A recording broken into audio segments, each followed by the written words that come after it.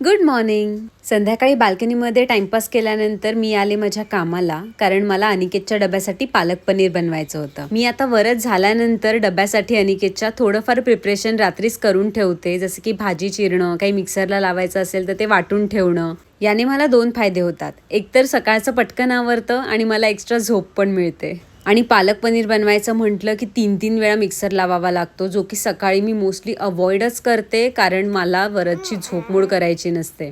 So पालक पनीरला लागणारं सगळं वाटण करून घेतलं, पालक प्युरी पण बनवून घेतली आणि फ्रीजमध्ये ठेवून दिली. नंतर सगळं किचन आवरून झोपायला गेले आणि दुसऱ्या दिवशी मग मला फक्त फोडणीचं काम बाकी होतं. सकाळी पनीर असे क्यूब्समध्ये कट करून शॅलो फ्राय करून घेतले आणि नंतर तेलामध्ये जिरे, केलेलं वाटण, टोमॅटो प्युरी टाकून मिक्स करून घेतलं. नंतर त्यामध्ये थोडंसं लाल तिखट, मीठ टाकलं आणि आपली पालक प्युरी टाकली. थोडंसंच पाणी ॲड केलं आणि नंतर गॅस बंद करून आपले शॅलो फ्राय केलेले पनीर टाकले. टणटणा, आपलं पालक पनीर रेडी होतं. नंतर पटापट अनिकेतचा डबा भरला आणि किचनमधून इतकी सुंदर हवा येते ना सकाळची, एकदम फ्रेश वाटतं. चला लवकरच भेटूयात नवीन ब्लॉगमध्ये. तोपर्यंत बाय.